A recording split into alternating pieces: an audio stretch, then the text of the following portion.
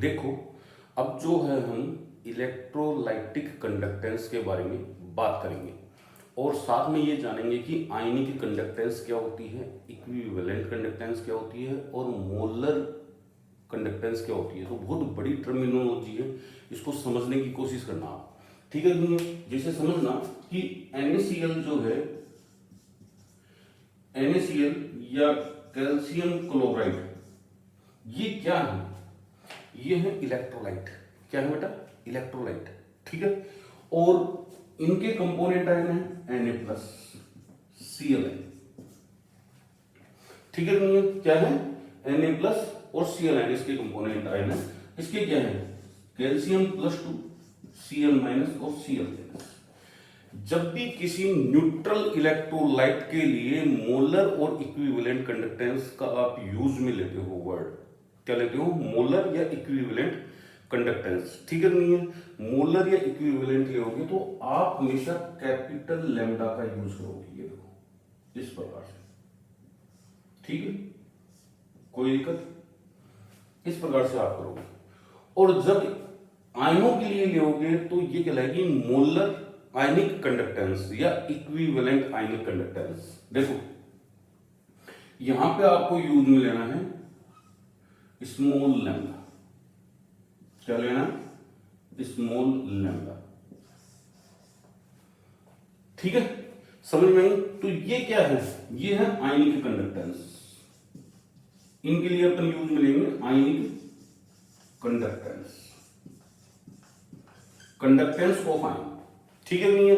अब इसके नाम क्या आ गया? आप मोलर लगाओ, इक्विवेलेंट लगाओ, मेरे को कोई फर्क नहीं पड़ता, ठीक है।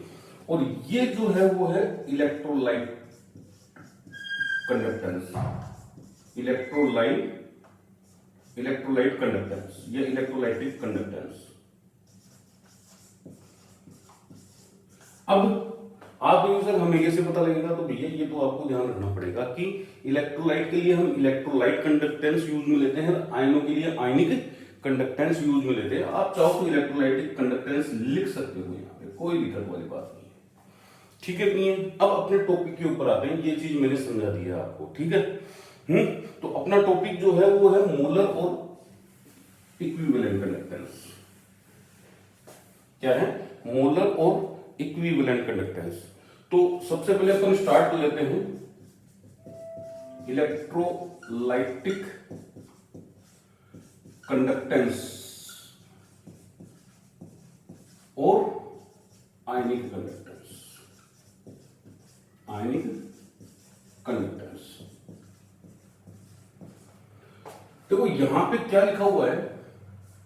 K is the conductance of ions, K is the conductance of ion which are present in 1 cc volume. 1 cc volume के लिए जो कंडक्टेंस है वो स्पेसिफिक कंडक्टेंस है। क्या है? स्पेसिफिक कंडक्टेंस कप्पा है आपकी। लेकिन अगर मैं बोलूं कि 5 cc, 10 cc, 20 cc, 1000 cc, ठीक है। नहीं, एक पर्टिकुलर वॉल्यूम तो हमें डिसाइड करना पड़ेगा कितना सेंटीमीटर क्यूब है वो। तो उसके लिए हमने कौन सी कंडक्टेंस लेके आए हैं? या तो इलेक्ट्रोलाइटिक या आयनिक कंडक्टेंस। तो अपन क्या बोलेंगे इसको? It is the conductance, it is the conductance of, it is conductance of electrolyte, ठीक है, इलेक्ट्रोलाइट्स और आयंस, आयंस, ठीक है। Which are present in VCC volume. देखो यहां पे 1 सीसी वॉल्यूम है, यहां पे 20 सीसी वॉल्यूम है, लेकिन वॉल्यूम तो फाइनाइट है ना, समझ में आई? वॉल्यूम तो क्या है, फाइनाइट। तो ये अपन बोल सकते हैं फाइनाइट वॉल्यूम, निश्चित वॉल्यूम है ये, फाइनाइट वॉल्यूम। क्लियर है पहली चीज। तो अगर मार्केट में जाते हैं कि भाई आप कोई एक चीज ले रहे हो वो कितने रुपए की आ रही है, तो फिर उस हिसाब से 10 चीज लोगे तो वो कितने की आएगी, ठीक है नहीं है? तो अगर 1 सीसी वॉल्यूम में कंडक्टेंस कप्पा है तो 20 सीसी वॉल्यूम में क्या भाई, 20 सीसी वॉल्यूम में कप्पा इंटू वी होगी। अगर एक आम 2 रुपए का आता है तो 5 आम कितने के आएंगे, 2 मल्टीप्लाई बाई 5, वही किया है मैंने। और ये आपकी क्या है, इसको कैपिटल लैम्डा बोल दो, स्मॉल लैम्डा बोल दो, आपकी इच्छा हो दो। क्लियर है? तो यहां पे अपने पास एक रिलेशनशिप आ गया, lambda equal to kappa into V. कोई दिक्कत? अब आपको पता है कि कंसंट्रेशन और वॉल्यूम में ये रिलेशनशिप होता है, ठीक है? तो आप चाहो तो यहां पे ये भी लिख सकते हो, कप्पा अपॉन सी। क्या भाई, कप्पा अपॉन सी कंसंट्रेशन की टर्म में लिख सकते हो, उसको कहीं की टर्म में लिख सकते हो बेटा, कंसंट्रेशन की टर्म में आप लिख सकते हो। तो ये फॉर्मूला आ गया अपना, क्या आ गया, ये फॉर्मूला, ठीक है नहीं है? अब अपने पास जो कंसंट्रेशन यहां पे यूज मिलेंगे वो 2 टाइप की होगी कंसंट्रेशन, या तो मोलरिटी होगी या नॉर्मलिटी होगी, ठीक है नहीं है? तो उस बेस पर हम यहां पे बोलेंगे कि ये जो आपकी कंडक्टेंस है ये 2 टाइप की होगी, एक तो मोलर और एक आपकी आयनिक। कोई दिक्कत यहां तक समझ में आ रहा है सारा का सारा? ये वाला उतार लेना। अब हम चलने वाले हैं मोलर या इक्विवेलेंट कंडक्टेंस के ऊपर। देखो वो क्या है, तो बहुत सिंपल तरीके से समझाऊंगा और वन साइड समझाऊंगा आपको, और दूसरी साइड आपको खुद को तैयार करनी है, ठीक है नहीं है? तो लैम्डा इक्वल टू क्या आ गया अपने पास, कप्पा अपॉन सी आ गया। और यहां पे ये जो कंसंट्रेशन है, ये कंसंट्रेशन 2 टाइप की हो सकती है, 2 प्रकार की हो सकती है। इस कारण से हम क्या करेंगे, इसको 2 भागों में डिवाइड करेंगे। पहली है मोलर कंडक्टेंस। मैंने आपको क्या कहा, या तो कैपिटल लो या स्मॉल लो। स्मॉल आयनों के लिए है, कैपिटल इलेक्ट्रोलाइट के लिए है, ठीक है नहीं है? तो ये क्या आएगा आपका, कप्पा अपॉन एम, क्योंकि कंसंट्रेशन आपकी क्या होगी, मोलरिटी, ठीक है नहीं है? तो if concentration is molarity then C is replace by M. If concentration is in molarity, यदि आपकी कंसंट्रेशन मोलरिटी में है तो आप ये यूज में लोगे, ठीक है नहीं है? अब दूसरा जो है, अगर कंसंट्रेशन आपने नॉर्मलिटी में ली है, ठीक है, तो नॉर्मलिटी में ली है तो क्या आएगा, या तो ये लिखो EQ, कैपिटल लैम्डा भी ले सकते हो आप, ठीक है, कप्पा अपॉन नॉर्मलिटी, इस प्रकार से। क्लियर है? तो यहां पे कंसंट्रेशन कहीं की टर्म में है, if concentration is in normality, कहीं में नॉर्मलिटी में है कंसंट्रेशन, ठीक है? अपने पास एक फॉर्मूला आ गया है, अब हम इसको 2 अदर फॉर्मूले में डिवाइड करेंगे, ठीक है नहीं है? ये वाला फॉर्मूला अपन को कब लगाना है, जब ये जो मोलरिटी वाली टर्म है, ये लिख रही है, ये मोलरिटी वाली टर्म होती है mole litre inverse, litre inverse. और आपको सबको पता है कि litre is equal to dm cube, ठीक है भाई? लीटर इज इक्वल टू क्या है भाई, डीएम क्यूब होगा, ठीक है नहीं है? तो आप चाहो तो इसको ऐसे लिख सकते हो, मोल डीएम क्यूब -3, है ना, ऐसे मोल डीएम -3, ठीक है? तो ये वाली यूनिट अपन को कहीं में लेनी पड़ेगी, अपन को ये लेनी पड़ेगी साइमन डीएम में, कहीं में लेनी पड़ेगी, साइमन डीएम इनवर्स में। तो इससे क्या होगा, इससे ये कैंसिल आउट होगी। कैसे होगी कैंसिल आउट, उसकी यूनिट यहां लिख रहा हूं, Simon divided bye DM decimetre, ठीक है नहीं है? और यहां पे मोल, और यहां पे आप देखोगे डेसीमीटर क्यूब ऊपर गया, कैंसिल, पावर 2 रहेगी। तो इसकी यूनिट इसमें काई में आएगी, डीएम स्क्वायर मोल इनवर्स, ठीक है नहीं है। मैंने क्या कहा था, एक तरफ का समझाऊंगा, दूसरी तरफ का आपको खुद पता होना चाहिए कि यहाँ पे यूनिट क्या आएगी, d m square equivalent inverse. क्या आएगी, इक्विवेलेंट इनवर्स। तो अगर सिंपल फॉर्मूला लेना है तो आपको कप्पा की यूनिट का ध्यान रखना पड़ेगा। कप्पा की यूनिट से फॉर्मूला पूरा का पूरा मॉडिफाइड हो जाता है। चले आगे। नेक्स्ट जो है, अगर आप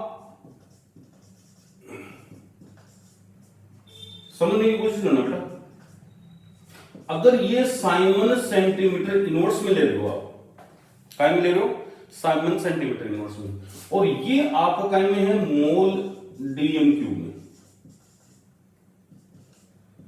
मोल पर डीएम क्यूब में है। ठीक है नहीं है। अगर ये सेंटीमीटर माइनस क्यूब में होता तो भी यही फॉर्मूला लगता, ऊपर नीचे की यूनिट अगर सेम है तो।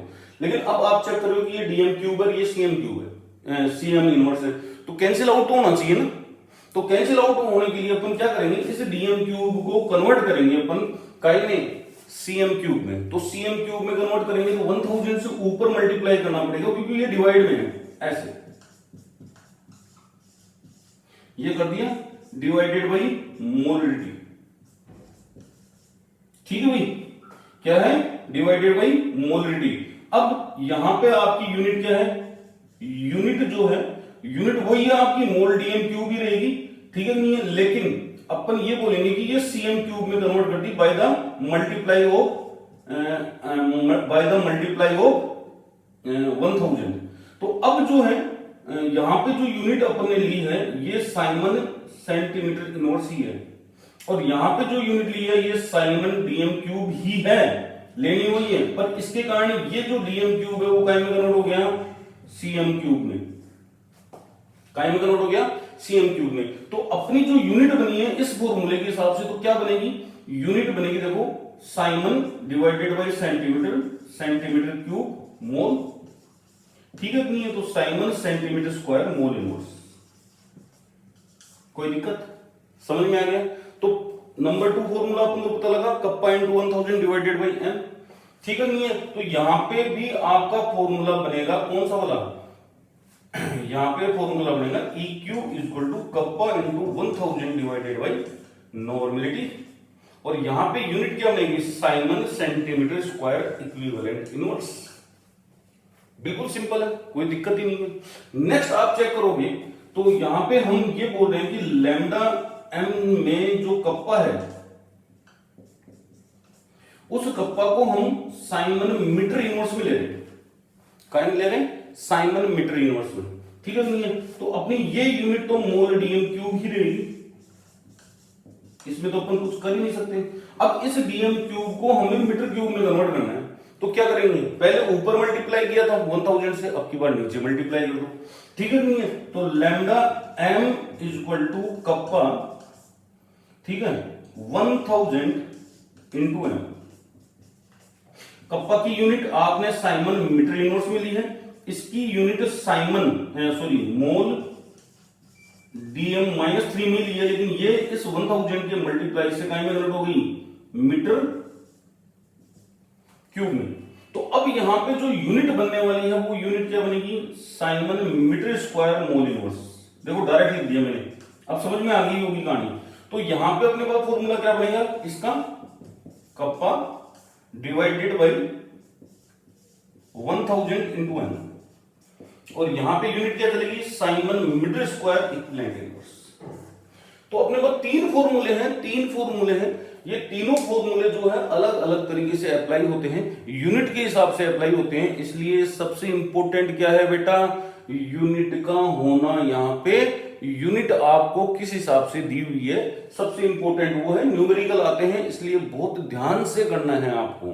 ठीक है कि नहीं है, न्यूमेरिकल आते हैं, बहुत ध्यान से करना है आपको ये। ठीक है, कोई दिक्कत, यहां तक समझ में आ गया पूरा का पूरा।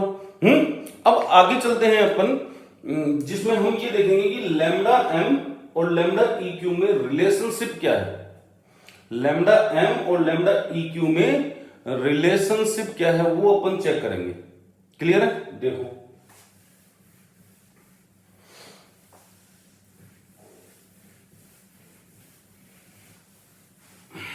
तो अपन क्या देख रहे हैं, relationship relationship between lambda M and lambda eq. उसके बाद जो है हम थ्योरीज के ऊपर आएंगे। आर्हेनियस थ्योरी हुई, ओस्टवाल्ड डाइल्यूशन थ्योरी हुई, देन फिर कोलरास थ्योरी हुई, डब्बाई-हक्कल हुआ, डब्बाई-हक्कल अनसेंगर हुआ, डब्बाई-हक्कल लिमिटिंग लो हुआ। ये 5-6 अपन को पढ़ना है, ठीक है कि नहीं है? चलें स्टार्ट करें।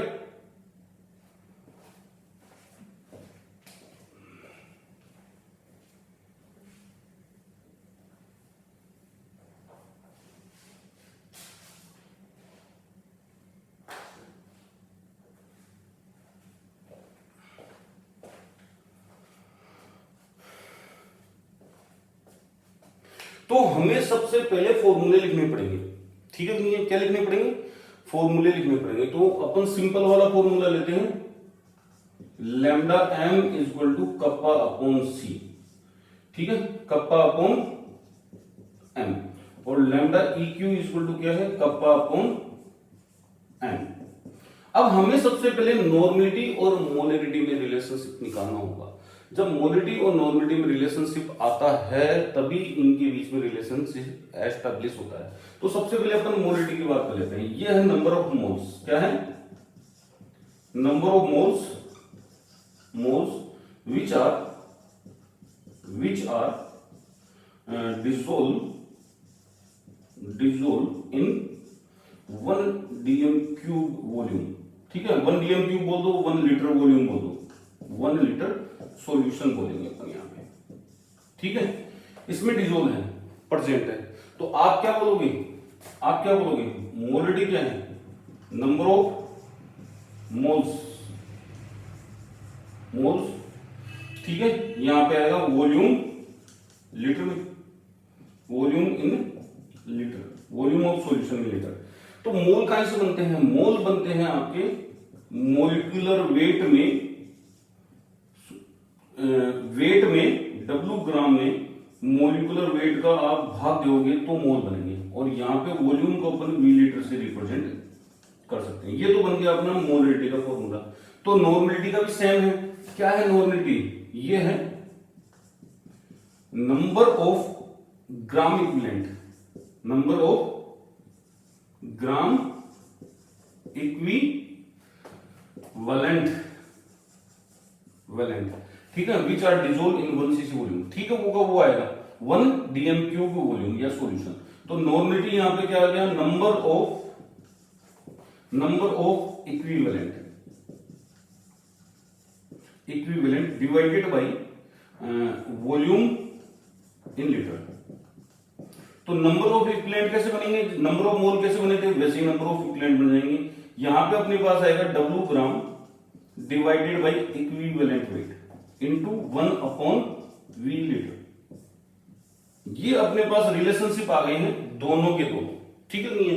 अब सवाल ये उठता है कि भाई इक्विवेलेंट वेट और मोलिकुलर वेट में कोई रिलेशनशिप है क्या? अगर रिलेशनशिप है तो अपन देने की कोशिश करते हैं, ठीक है नहीं है? तो आपको पता होना चाहिए कि इक्विवेलेंट वेट जब भी निकालने जाओ तो मोलिकुलर वेट में आप वैलेंसी फैक्टर का भाग दोगे। काहे का भाग दोगे? वैलेंसी फैक्टर का भाग दोगे। अब आप कहोगे सर वैलेंसी फैक्टर का कैसे पता लगे? तो भैया सबसे इजी है वैलेंसी फैक्टर। आपके दिमाग में निकाल देना कि वैलेंसी फैक्टर का कोई मतलब हुआ है या डर है तो वो निकाल देना आप, ठीक है? बहुत इजी है। वैलेंसी फैक्टर कैसे निकलेगा? आपको ये ध्यान रखना है कि किसी भी इलेक्ट्रोलाइट, क्योंकि वैलेंसी फैक्टर इलेक्ट्रोलाइट का ही निकलेगा, ठीक है नहीं है? तो किसी भी इलेक्ट्रोलाइट के ऊपर टोटल पॉजिटिव या टोटल नेगेटिव चार्ज आप चेक कर सकते हो, ठीक है नहीं? वो वैलेंसी फैक्टर होगा। जैसे NaCl में आप देखोगे या तो पॉजिटिव 1 है या नेगेटिव 1 है, तो इसका मतलब इसका वैलेंसी फैक्टर 1 हो गया। MgCl2 है, यहां पे या तो +2 है या -1 के 2 है, तो -2 हो गया ना वो, तो यहाँ पे वैलेंसी फैक्टर आपका 2 होगा, ठीक है? इसी प्रकार AlCl3 का अपन देख लेंगे, वैलेंसी फैक्टर कितना होगा? 3 होगा। बहुत सारे हैं, आप तो केवल या तो पॉजिटिव चार्ज चेक करो या फिर नेगेटिव चार्ज चेक करो, वैलेंसी फैक्टर अपने आप आ जाएगा, ठीक है? नहीं है टोटल एक का चेक करना है, चाहे पॉजिटिव नेगेटिव। अगर मान लो कि कोई रिएक्शन हो रही है, ठीक है नहीं है? कोई रिएक्शन हो रही है और उस रिएक्शन में कितने इलेक्ट्रॉन ट्रांसफर हो गए, तो आप चेक करना पड़ेगा कि वैलेंसी फैक्टर इलेक्ट्रॉन के बेसिस पे चलता है, कितने इलेक्ट्रॉन ट्रांसफर हो गए। जैसे यहां से ये +7 से +2 में जा रहा है तो 5 इलेक्ट्रॉन ट्रांसफर हो गए, तो वैलेंसी फैक्टर आपका कितना हो गया। जैसे ये वाला है, ठीक है कि नहीं, यहाँ पे ये +6 में है और +6 में अगर जा रहा है तो +3 से तो 3 इलेक्ट्रॉन, लेकिन टोटल कितने एटम है, 2 एटम है, इसलिए 3 × 2 = 6 इज द वैलेंसी फैक्टर। तो इस प्रकार से अपन वैलेंसी फैक्टर निकालते हैं, ठीक है कि नहीं। तो एक काम करते हैं ना अपन, इक्विवेलेंट की जगह अपन molecular weight divided by valency factor डाल देते हैं, तो मोलिटी और नॉर्मेटिव रिलेशनशिप आ जाएगा। तो यहां पे मैं क्या कर रहा हूं, यहां पे अपन लिख रहे हैं molecular weight divided by valency factor, तो ये वैलेंसी फैक्टर किधर आ जाएगा, ऊपर आ जाएगा। तो आप ये देखोगे कि ये जो फॉर्मूला है अब कन्वर्ट होने जा रहा है, अब जो कन्वर्ट होएगा वो ये होएगा नॉर्मेलिटी और इधर आ जाएगा वैलेंसी फैक्टर मल्टीप्लाई। तो ऐसा कैसा फॉर्मूला बन गया, और ये जो फॉर्मूला है वो मोलरिटी का है, क्या है भाई, तो normality equal to molarity into valency factor, ये अपने पास फॉर्मूला आ गया। तो अपन क्या करेंगे, नॉर्मेलिटी जहां पे लिखा हुआ है वहां पे क्या लिख दें, मोलरिटी इनटू वैलेंसी फैक्टर, तो वो इक्विवेलेंट ही रहेगी, ठीक है नहीं है। तो चलते हैं अपन, अब क्या लिखेंगे अपन, यहां पे अपन लिखेंगे यहां पे लैम्डा EQ कप्पा क्या है, molecular molarity into valency factor, ठीक है नहीं है। अब आपको दिख रहा है कि ये क्या है, क्या है ये है आपका, ये है आपका क्या, मोलर कंडक्टेंस, ये देखो हो गया ये। तो मोलर कंडक्टेंस में अगर वैलेंसी फैक्टर का भाग दोगे तो इक्विवेलेंट कंडक्टेंस आ जाएगी। तो आप चाहो तो इसको सेकंड फॉर्मेट में भी कन्वर्ट कर सकते हो, कैसे, देखो लैम्डा m क्रॉस मल्टीप्लाई कर दो lambda EQ into valency factor, ये तो यूज में ले सकते हो आप, यानी कि आप चाहो तो इक्विवेलेंट कंडक्टेंस में, इक्विवेलेंट कंडक्टेंस में वैलेंसी इक्विवेलेंट कंडक्टेंस को वैलेंसी फैक्टर से मल्टीप्लाई कर दोगे तो मोलर कंडक्टेंस आ जाएगी, ठीक है नहीं है, कोई दिक्कत कोई समस्या। तो ये बेसिकली जो कंसेप्ट था, ये जो बेसिकली कंसेप्ट था वो मोलर और इक्विवेलेंट कंडक्टेंस के लिए था। तो रिलेशनशिप आपके पास आ गया। अभी कोई भी न्यूमेरिकल अपन नहीं करेंगे, न्यूमेरिकल अपन करेंगे आफ्टर कोलरास लॉ, ठीक है नहीं है। अभी कोई भी न्यूमेरिकल नहीं करना, क्योंकि अपन को न्यूमेरिकल सीक्वेंस वाइज चलना है, तो हमें पता तो होना चाहिए भाई क्या सीक्वेंस होती है न्यूमेरिकल की, अपन कैसे अटेम्प्ट करेंगे उसको, ठीक है नहीं है। और एग्जाम में ऐसे क्वेश्चन आते ही आते हैं, 2 नंबर में आ जाए चाहे 4 नंबर में आ जाए, ठीक है नहीं है। तो अपन को एक्यूरेट तरीके से उसको सोल्व करना है, बढ़िया तरीके से उसको देखना है, ठीक है नहीं है। तो हमें अब जो है वो थ्योरीज पढ़नी है, ठीक है नहीं है, थ्योरी ऑफ इलेक्ट्रोकेमिस्ट्री बोल दो आप, ठीक है नहीं है। वो थ्योरी कौन कौन सी है वो आप लिख लो। पहली मैं थ्योरी बताऊंगा आर्हेनियस थ्योरी, उसी में मैं बता दूंगा आपको, आर्हेनियस थ्योरी में ही बता दूंगा मैं ओस्टवाल्ड डाइल्यूशन थ्योरी, 2 थ्योरियां हो गई। तीसरी जो थ्योरी है वो कोलरास थ्योरी है, ठीक है नहीं है। चौथी जो थ्योरी है वो आपकी है डब्बाई-हैकल थ्योरी। पांचवी थ्योरी है वो है डब्बाई-हैकल अनसेंगर ट्रीटमेंट बोल दो, थ्योरी बोल दो। और छठी जो लास्ट जो थ्योरी आएगी आपकी वो आएगी डब्बाई-हैकल लिमिटिंग लॉ। तो ये सारी की सारी जो थ्योरियां हैं वो सीक्वेंस से एक दूसरे से कनेक्टेड है। कोलरास लॉ तक भर भर के क्वेश्चन पूछे जाते हैं, आए हुए हैं एग्जाम में, ठीक है नहीं है, उनको देखेंगे अपन। चले स्टार्ट करें थ्योरी, चलो। पहली थ्योरी अपन पढ़ने जा रहे हैं, वो पढ़ने जा रहे हैं आर्हेनियस थ्योरी, ठीक है नहीं है। तो आर्हेनियस की थ्योरी क्या क्या बताती है, तो आपको पता होना चाहिए कि आर्हेनियस की थ्योरी इसने 1887 में प्रपोज की थी। कितने में की थी, 1887 में, ठीक है ना, 1887। तो ये जो थ्योरी है बहुत ही बेसिक थ्योरी है, और ये जितने भी एडवांस या जो वर्तमान में चल रहे हैं फॉर्मुलेशन उनकी नींव बोल सकते हैं अपन, ठीक है नहीं है। तो बेसिक थ्योरी है, क्या है बेटा, basic theory, basic theory, theory है फॉर मॉडर्न थ्योरीज,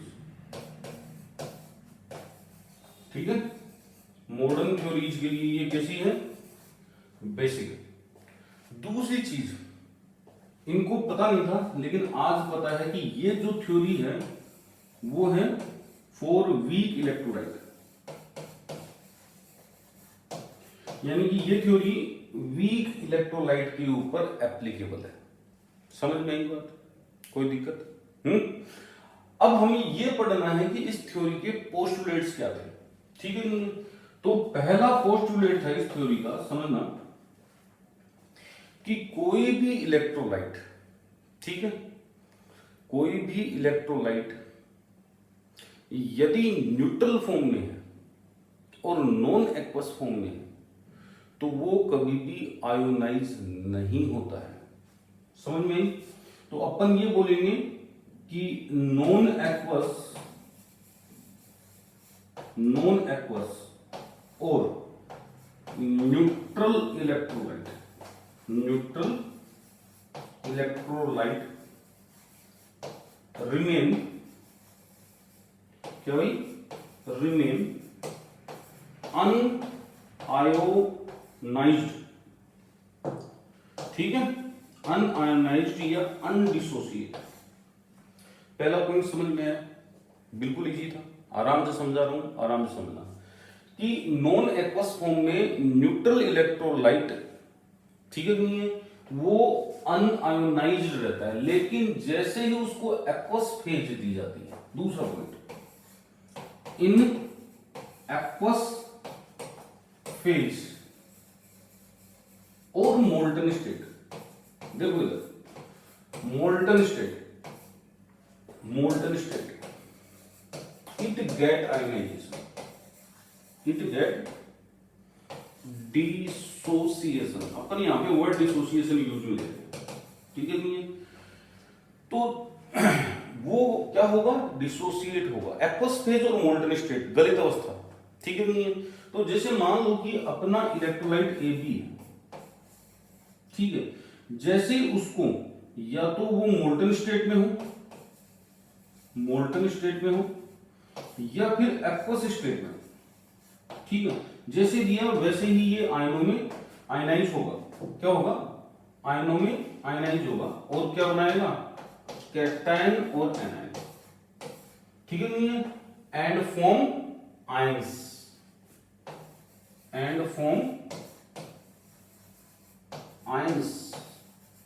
आयंस बनाएगा, ठीक है नहीं है? तो इसमें पॉजिटिवली चार्ज क्या कहलाएगा? कैटायन, और नेगेटिवली चार्ज क्या कहलाएगा?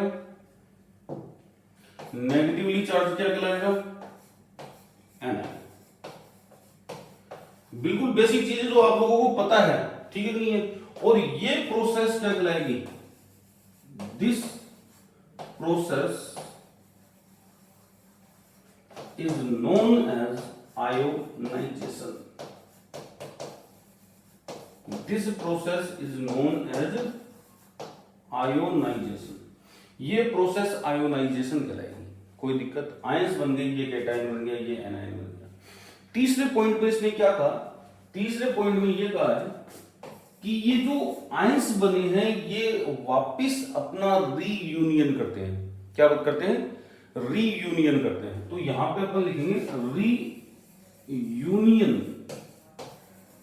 ऑफ, ठीक है, ions to form neutral electrolyte, neutral form of electrolyte, electrolyte की न्यूट्रल फॉर्म बना देंगे। ये कैसे? ये कैटायन आया, ये एनायन आया, ठीक है, क्या बना लिया? न्यूट्रल फॉर्म बना लिया। कोई दिक्कत? तो इसका मतलब ये न्यूट्रल फॉर्म कब बनाएगा? इसने इनडायरेक्ट रूप से ये बता दिया कि इस कैटायन और इस एनायन के बीच में फोर्स ऑफ अट्रैक्शन क्या है?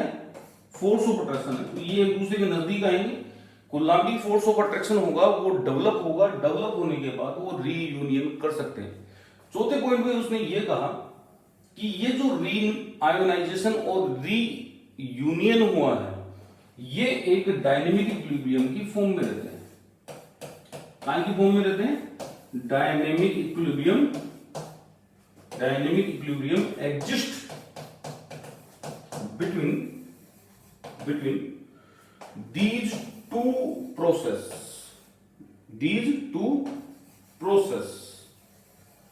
इन दो प्रोसेसों के बीच में एक डायनेमिक इक्विलिब्रियम पाया जाता है। कैसे? ए बी आपका न्यूट्रल है और ये आयनाइज होगा ए प्लस में बी माइनस में, और ये रीयूनियन हो रहा है। तो ये तो आयोनाइजेशन है, ये रीयूनियन है। ठीक है, क्या है? रीयूनियन। ठीक है, तो ये जो डायनेमिक इक्विलिब्रियम है, ये डायनेमिक इक्विलिब्रियम क्या कहलाता है? This dynamic equilibrium known as ionic equilibrium. क्या कहलाता है? ये जो डायनेमिक इक्विलिब्रियम है वो एक आयनिक इक्विलिब्रियम है। क्या है भाई? इक्विलिब्रियम है। कोई दिक्कत है? आयनिक इक्विलिब्रियम है। और अगर ये डायनेमिक है तो इसके ऊपर अप्लाई कर सकते हैं। So we can apply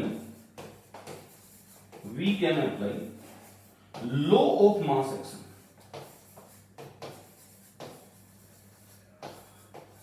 law of mass action आप इसके ऊपर अप्लाई कर सकते हो। आर्हेनियस ने अप्लाई नहीं किया, अप्लाई किया ओस्टवाल्ड ने, और उसने अपना लॉ दे दिया पूरा का पूरा ओस्टवाल्ड डाइल्यूशन लॉ। उसको अपन पढ़ेंगे। ठीक है नहीं है? तो ये डायनेमिक इक्विलिब्रियम के बारे में बात हो गई कि डायनेमिक इक्विलिब्रियम एग्जिस्ट करता है, और ये जो डायनेमिक इक्विलिब्रियम है ये आयनिक इक्विलिब्रियम कहलाता है। ठीक है नहीं है? और इसके ऊपर क्या अप्लाई कर सकते हैं अपन? Law of mass action. K equilibrium is equal to concentration of A, concentration of B minus and concentration of A B. इस प्रकार से। ठीक है नहीं है? नेक्स्ट पॉइंट क्या बोल रहा है कि ये बोल रहा है कि इस प्रोसेस के ड्यूरेशन में, है ना, इस प्रोसेस के ड्यूरेशन में सॉल्यूशन की इलेक्ट्रॉन न्यूट्रलिटी मेंटेन रहेगी। ठीक है नहीं है? तो अपन ये बोलेंगे इलेक्ट्रिकल न्यूट्रलिटी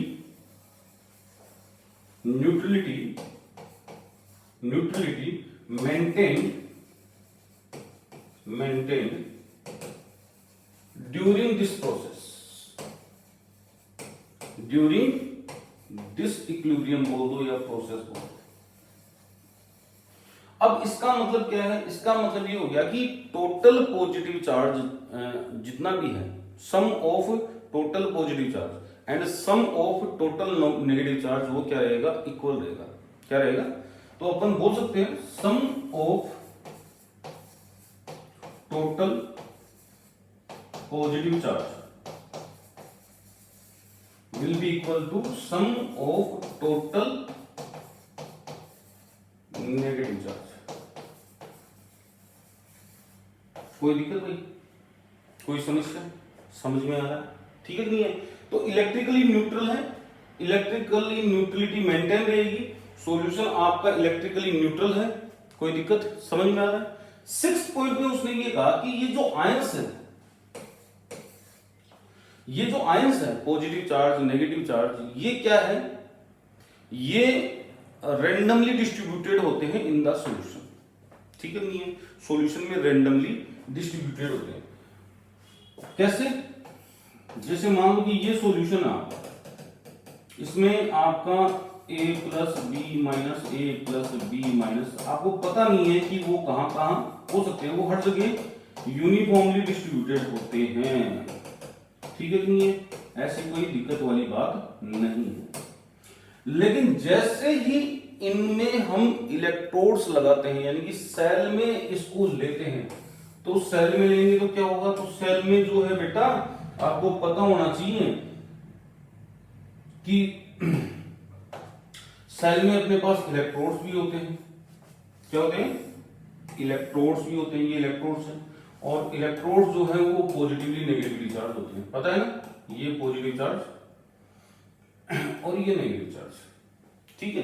तो इसका मतलब ये हो गया कि अब ये यूनिफॉर्मली डिस्ट्रीब्यूटेड नहीं होंगे। ठीक है नहीं है? पॉजिटिव के पास आपको नेगेटिव वाला मिलेगा ज्यादा। क्या मिलेगा? नेगेटिव वाले आपको पॉजिटिव वाले इलेक्ट्रोड के पास मिलेंगे और नेगेटिव इलेक्ट्रोड के पास आपके पॉजिटिव स्पीशीज मिलेगी, पॉजिटिव स्पीशीज मिलेगी। अब मिलने का मतलब क्या हो गया, सॉल्यूशन में थे ये पहले, A प्लस यहां था, B माइनस यहां पे था, कोई दिक्कत।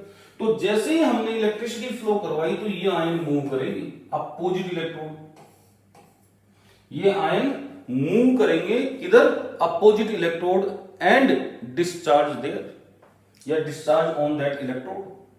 इलेक्ट्रोड पर जाकर अपने चार्ज को क्या करेंगे भाई, अपने चार्ज को क्या करेंगे, डिस्चार्ज करेंगे वो, ठीक है नहीं है, वहां जाके रेडॉक्स रिएक्शन शो करेंगे। कुछ आइडिया लगा, पहले यूनिफॉर्मली थे, उसके बाद जैसे ही इलेक्ट्रोड लगाया उनका डिस्ट्रीब्यूशन इस प्रकार से हो गया कि पॉजिटिव इलेक्ट्रोड के पास ज्यादातर नेगेटिव आयंस मिले और नेगेटिव इलेक्ट्रोड के पास ज्यादातर पॉजिटिव आयंस मिले। तो उसने क्या कंसेप्ट लगाया, उसने क्या कंसेप्ट बनाया, उसने कंसेप्ट बनाया कि जो सॉल्यूशन था उस सॉल्यूशन में जो बल्क सॉल्यूशन था, बल्क स्टेट ऑफ सॉल्यूशन, वहां पे जो आयन थे वहां से मूवमेंट कर गए, क्या कर गए, मूवमेंट कर गए अपोजिट चार्ज इलेक्ट्रोड की तरफ और वहां जाके बारी बारी से क्या हो रही है, ये डिस्चार्ज हो रहे हैं, ठीक है नहीं है। इसी के ऊपर बेस्ड आपकी डिस्चार्ज पोटेंशियल थ्योरी जो फैराडे लॉ में काम में आती है पूरी की पूरी, वो डेवलप की गई, ठीक है नहीं है, कोई दिक्कत। अब जो है नेक्स्ट पॉइंट आप समझने की कोशिश करना, डिग्री ऑफ डिसोसिएशन की बात आई है, किसकी आई है, डिग्री ऑफ डिसोसिएशन या फिर आप बोल सकते हो आयोनाइजेशन। मैंने आपको पहले कहा है कि आयोनाइजेशन और डिसोसिएशन वर्ड दोनों अलग अलग जगह यूज में लेते हैं। तो इसने कैसे समझाया, इसको अल्फा कहा, क्या कहा, अल्फा कहा, डिग्री ऑफ आयोनाइजेशन और डिग्री ऑफ डिसोसिएशन को क्या कहा, अल्फा कहा। इसने इस अल्फा को कैसे जस्टिफाई किया, यानी कि डिग्री ऑफ डिसोसिएशन और डिग्री ऑफ आयोनाइजेशन को कैसे बताया। तो आपको पता है कि कितने मॉलिक्यूल डिसोसिएट हुए, तो टोटल कितने थे, ठीक है नहीं है। तो यहां पे अपन लिखेंगे नंबर ऑफ मॉलिक्यूल्स या number of electrolytes, molecules that dissociate या आयनाइज, गेट डिसोसिएट या आयनाइज, और यहां पे लिखेंगे total number of molecules taken initially,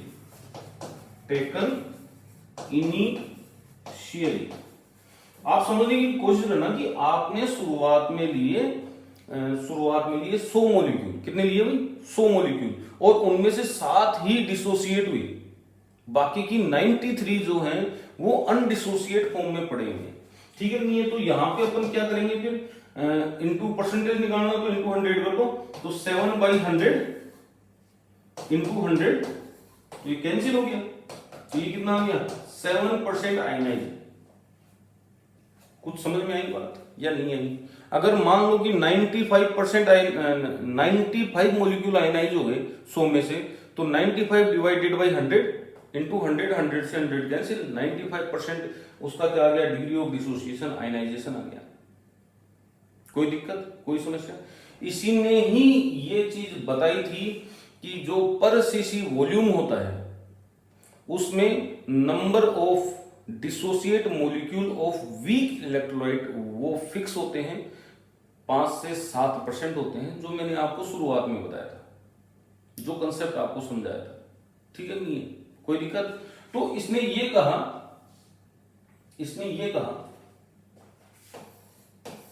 कि जो लैम्डा वी अपन लिख रहे हैं, चाहे एम मान लो चाहे इक्यू मान लो, आप कुछ भी नहीं है, मैं एम से रिप्रेजेंट कर रहा हूं, ठीक है नहीं है। तो ये क्या है, ये है आपका kappa into 1000 divided by M, यही तो है। ये क्या है, ये है जो भी है मोलर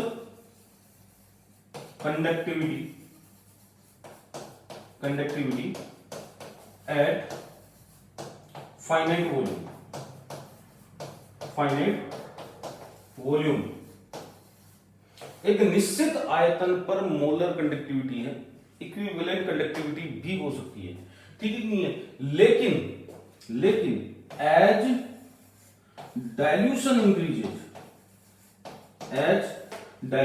इंक्रीजेज, डाइल्यूशन बोल दो, वॉल्यूम बोल दो, ठीक है।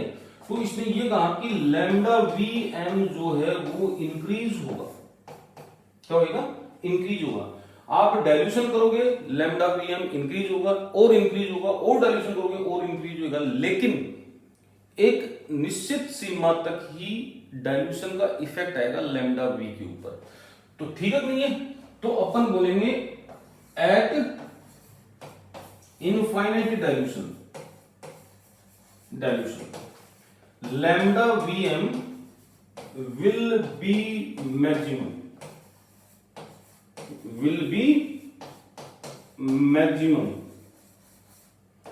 ठीक है नहीं है। At this state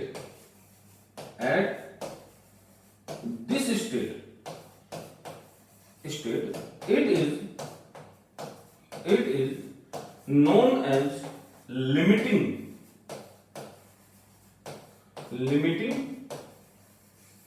molar conductivity।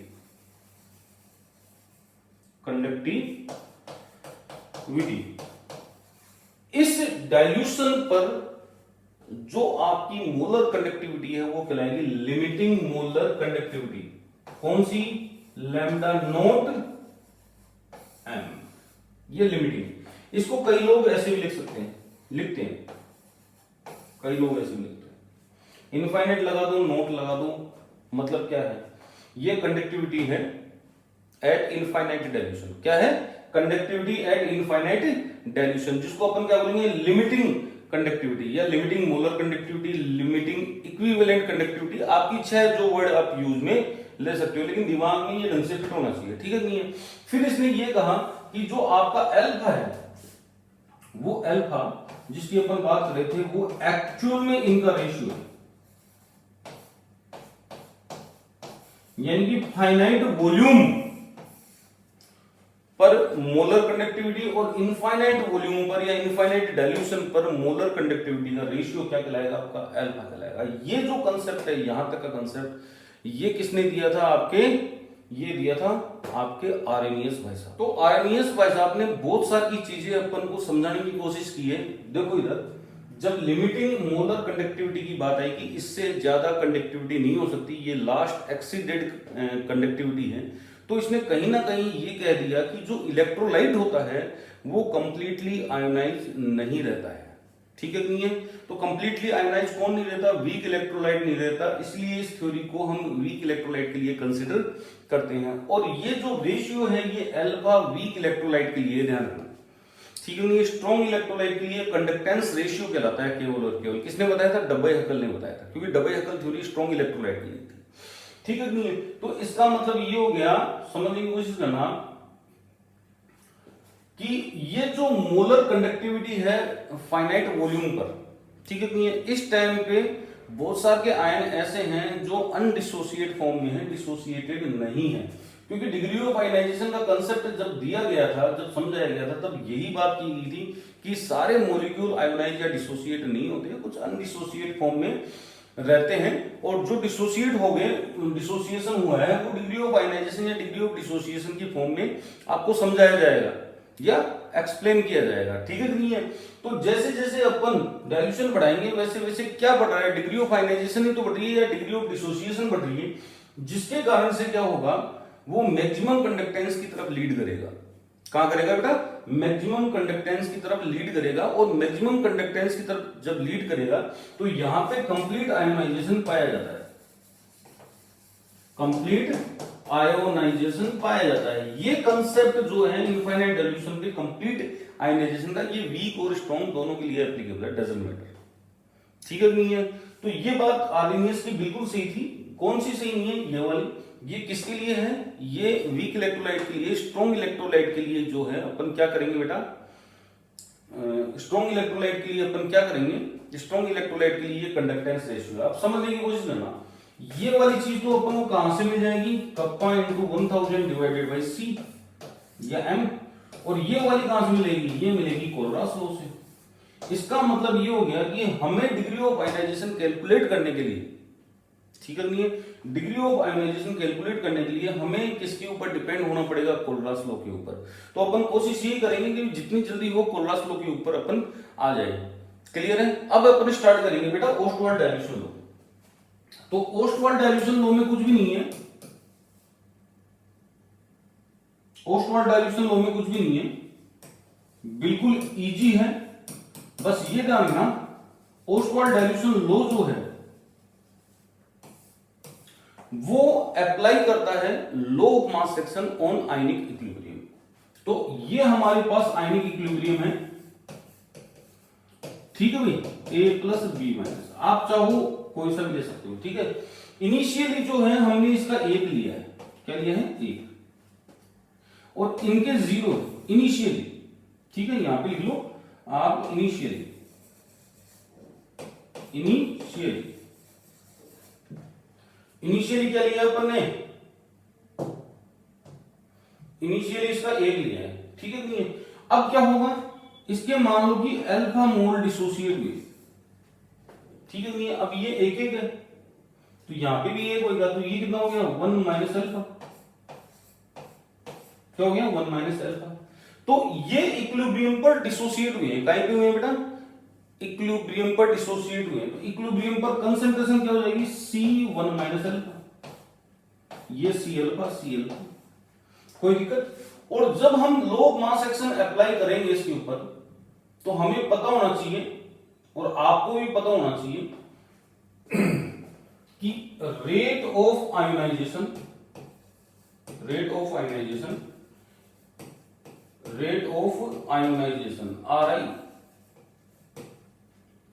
इसको आप फॉरवर्ड रिएक्शन भी बोल सकते हो। तो rate of ionization proportional to AB की कंसंट्रेशन, जितनी AB की कंसंट्रेशन ज्यादा होगी रेट ऑफ आयोनाइजेशन उतना ज्यादा होगा, क्योंकि लास्ट से ये प्रिंसिपल जो है इस इक्विलिब्रियम के लगेगा। अगर इसकी कंसंट्रेशन बढ़ाओगे तो इक्विलिब्रियम को एडजस्ट करने के लिए, इस कंसंट्रेशन को एडजस्ट करने के लिए इक्विलिब्रियम एडजस्ट होगा, ये फॉरवर्ड डायरेक्शन में जाएगा तो आयोनाइजेशन बढ़ेगा।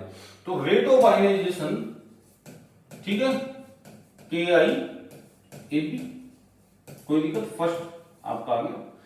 नेक्स्ट क्या है, rate of reunion, rate of reunion. तो रेट ऑफ रीयूनियन किसके ऊपर डिपेंड करेगा, A और B की कंसंट्रेशन के ऊपर। अगर आप इस इक्विलिब्रियम पर A और B की कंसंट्रेशन को इंक्रीज करते हो तो इक्विलिब्रियम इस कंसंट्रेशन को एडजस्ट करने के लिए अपने आप को एडजस्ट करेगा और किधर जाएगा, बैकवर्ड डायरेक्शन में। तो जितनी ज्यादा ये होगी उतनी ज्यादा रेट ऑफ रीयूनियन होगा। तो R और R, ठीक है नहीं है, रीयूनियन के लिए R यूज में ले लिया, equal to KR A B। अब आपको पता है कि at equilibrium rate of reunion, rate of ionization और रेट ऑफ रीयूनियन इक्वल होगा, rate of ionization and rate of reunion, reunion वो इक्वल होगा। तो यहां पे अपन बोल सकते हैं RI इक्वल टू RR। तो RI की वैल्यू क्या है, KI AB की कंसंट्रेशन, और ये क्या है, KR A plus B minus की कंसंट्रेशन। कोई दिक्कत यहां तक? तो अब हम क्या करेंगे, रेशियो लेंगे, क्या लेंगे बेटा, रेशियो लेंगे। तो यहां पे अपन क्या करेंगे, आयोनाइजेशन और रीयूनियन का रेशियो ले लिया, रेट कांस्टेंट का, और यहां पे अपने पास आ गया A प्लस और B माइनस AB। तो ये आपके पास क्या आ गया बेटा, K इक्विलिब्रियम आ गया, क्या आ गया, K इक्विलिब्रियम। कोई दिक्कत यहां तक? अब यहां पे अपन को क्या रखना है, कंसंट्रेशन रखनी है। तो देखो आप A की कंसंट्रेशन C अल्फा, B की कंसंट्रेशन C अल्फा और AB की कंसंट्रेशन C1 माइनस अल्फा। तो अपन रख देते हैं यहां पे K equilibrium is equal to, K equilibrium is equal to C alpha divided by C1 minus alpha. तो ये तो कट गया एक, K equilibrium is equal to C alpha square 1 minus alpha, ये आ गया। अब हम जब यूज कर रहे हैं ये फॉर्मूला तो वीक इलेक्ट्रोलाइट के लिए, तो अपन बोलेंगे for weak electrolyte, weak electrolyte ionization या डिसोसिएशन ओनली हाँ जी 5 to 7%, क्या भाई 5 to 7%, यानी 0.05 से 0.07, अगर एक्यूरेट बात करें तो विदाउट परसेंटेज। तो ये बहुत ही नेग्लिजिबल चीज है। अगर मान लो कि 1 माइनस अल्फा की बात करें तो ये नियर बाई टू 1 हो जाएगा, क्योंकि अल्फा नेग्लिजिबल है। आप कहोगे 1 के बराबर ही होता है, आप इसको एडजस्ट कर सकते हो, इसलिए अपन नेग्लिजिबल अपन मान सकते हैं इसको। जब नेग्लिजिबल मानेंगे इसको तो ये वाली टर्म गायब हो जाएगी, तो के इक्विलिब्रियम किसके इक्वल रहेगा, के इक्विलिब्रियम इक्वल रहेगा सी अल्फा स्क्वायर के। कोई दिक्कत? अब देखो आप यहां से अल्फा की वैल्यू कैलकुलेट कर सकते हो, के इक्विलिब्रियम अपॉन सी, ठीक है नहीं है? और अल्फा की वैल्यू क्या आ जाएगी, देखो आराम से, के इक्विलिब्रियम अपॉन सी। तो अल्फा जो है आप इसकी दूसरी टर्म भी ले सकते हो, के इक्विलिब्रियम इनटू वी, लिख सकते हो नहीं लिख सकते? इसका मतलब ये हो गया कि अल्फा जो है डिग्री ऑफ आयनाइजेशन है और वो कंसंट्रेशन के रूट के प्रोपोर्शनल है, और आप बोल सकते हो या वॉल्यूम के रूट के प्रोपोर्शनल है।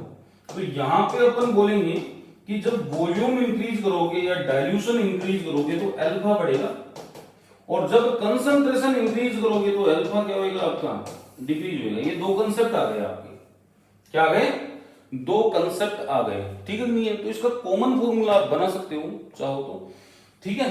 तो डिग्री ऑफ आयनाइजेशन और डिग्री ऑफ डिसोसिएशन जो है बेसिकली किसने एक्सप्लेन किया था, ओस्टवार्ड डाइल्यूशन थ्योरी ने एक्सप्लेन किया था। तो अब हम इसका देखेंगे कि ये जो डिग्री ऑफ आयनाइजेशन या डिग्री ऑफ डिसोसिएशन है, इसको कौन कौन से फैक्टर अफेक्ट करते हैं, ठीक है? तो चले अल्फा को देखने के लिए, देखो इधर पहला जो फैक्टर है वो आपको पता है nature of electrolyte, nature of electrolyte alpha का डिसाइडिंग फैक्टर है। कौन? Nature of electrolyte. तो जब नेचर ऑफ इलेक्ट्रोलाइट की बात करें तो NaCl का अल्फा ज्यादा होगा या एसिटिक एसिड का अल्फा ज्यादा होगा, तो आप कहोगे सर NaCl का। क्यों? क्योंकि NaCl जो है वो स्ट्रॉन्ग इलेक्ट्रोलाइट है। क्या है बेटा? Strong electrolyte. तो ये ध्यान रखना कि स्ट्रॉन्ग इलेक्ट्रोलाइट के लिए अल्फा की वैल्यू 1 होगी और इसकी वैल्यू क्या होगी, 1 से ज्यादा हो, 1 से कम होगी। किसकी? एसिटिक एसिड की। क्लियर है? दूसरा जो अपन देख रहे हैं, दूसरा जो फैक्टर देखेंगे वो नेचर ऑफ सॉल्वेंट देखेंगे। क्या देखेंगे बेटा? Nature of solvent. मैंने आपको बताया था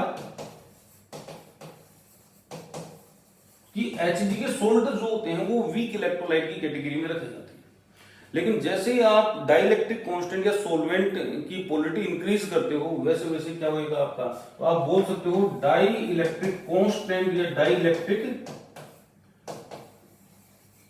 डाइलेक्ट्रिक कांस्टेंट अगर इंक्रीज करोगे तो आपका अल्फा भी इंक्रीज होगा, ठीक है नहीं है? नेक्स्ट फैक्टर जो है वो टेम्परेचर है, और टेम्परेचर से पहले ही मैंने बता दिया था कि टेम्परेचर डिग्री ऑफ डिसोसिएशन को बढ़ाता है। वीक इलेक्ट्रोलाइट में बढ़ाता है कि नहीं बढ़ाता? क्योंकि टेम्परेचर आप दोगे सॉल्यूशन का वॉल्यूम बढ़ेगा, वॉल्यूम बढ़ेगा तो वो ऊपर से इसी वॉल्यूम में जो आयनाइजेशन होना चाहिए वो हर ऊपर से इसी वॉल्यूम में होगा, इसलिए डिग्री ऑफ डिसोसिएशन या डिग्री ऑफ आयनाइजेशन बढ़ेगा।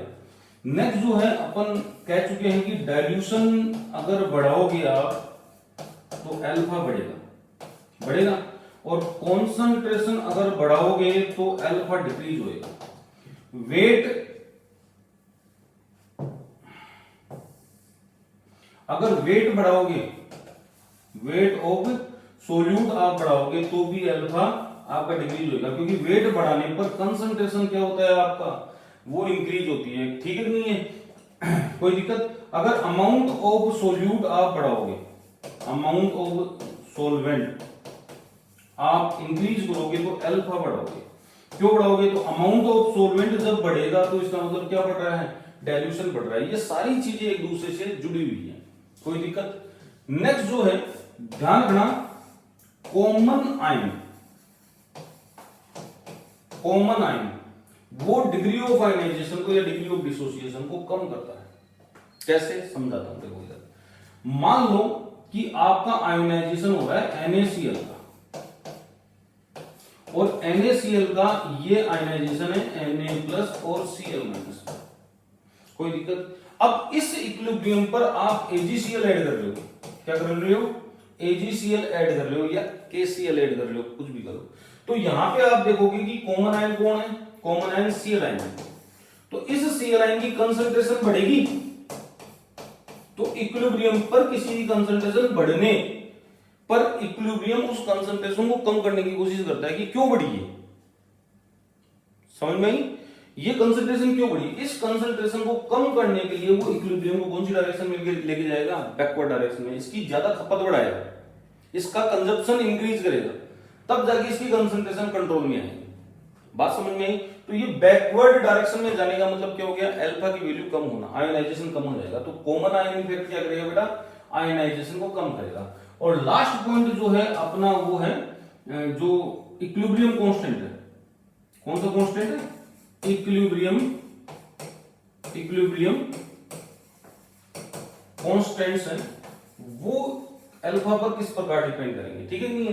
तो आपको पता है कोई सा ले लो, चाहे एसिड डिसोसिएशन कांस्टेंट ले लो, बेस डिसोसिएशन कांस्टेंट ले लो, हर में एक ही फॉर्मूला होता है, C alpha square 1 minus alpha, यही फॉर्मूला लगेगा, ठीक है नहीं है? अगर आयनाइज होने के बाद वो केवल 2 आयन बनाए, अगर ज्यादा आयन बनाएंगे तो फॉर्मूला चेंज हो जाएगा, ठीक है नहीं है? तो वो क्वाइट क्या होगा, कॉम्प्लेक्स होगा। हालांकि उसके भी अपन को प्रैक्टिस करने की जरूरत है। अभी मैं लास्ट में आपको क्वेश्चंस देके जाऊंगा, उसके हिसाब से आप चेक करना। चले बेटा, तो अल्फा जो होगा वो क्या होएगा, या तो Ka डिवाइडेड बाई C, या फिर क्या होगा Kb divided by C।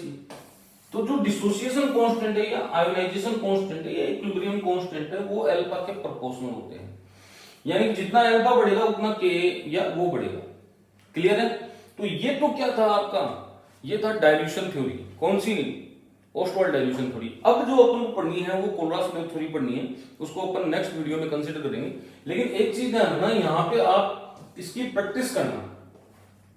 Calcium chloride, मैं एक और समझा देता हूँ, फॉर्मूला बनाना है आपको, ठीक है नहीं? अब तो आपको आइडिया लग गया होगा कि डायरेक्ट कैसे लिखते हैं, इसलिए कुछ करने की जरूरत नहीं है, ठीक है नहीं? इनिशियली 1 लिया, इसका 0 लिया, इसका भी 0 लिया, इसका अल्फा ले रहे हैं। देखो 1 के लिए अल्फा, 2 के लिए 2 अल्फा, ठीक है नहीं है? इसके लिए 1 माइनस अल्फा, कोई दिक्कत?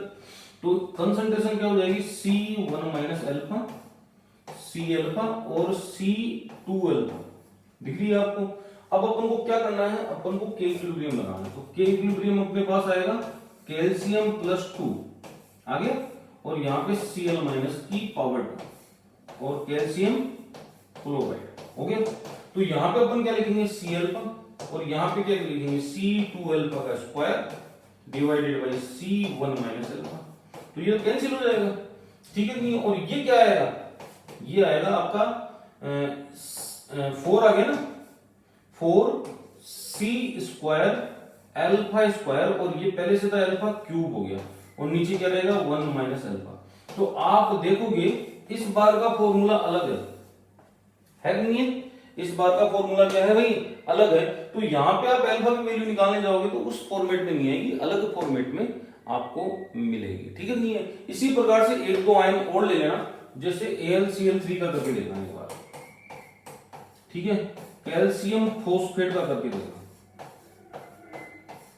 इसका करके देखना, इन दोनों का आप खुद करके देखोगे कि क्या फॉर्मूला बनता है। तो कई बार क्या होता है, छोटे मोटे एग्जामों में डायरेक्ट फॉर्मूला पूछ लिया जाता है, इसलिए ज्यादा पैनिक करने की जरूरत नहीं है, बस कंसेप्ट आना चाहिए। कंसेप्ट आ जाएगा तो आपका ये क्वेश्चंस हो जाएंगे। ये दोनों और कर लेना, ठीक है नहीं है? इस वीडियो में इतना ही, मिलेंगे नेक्स्ट वीडियो में। नमस्कार, जय हिंद, बाय बाय।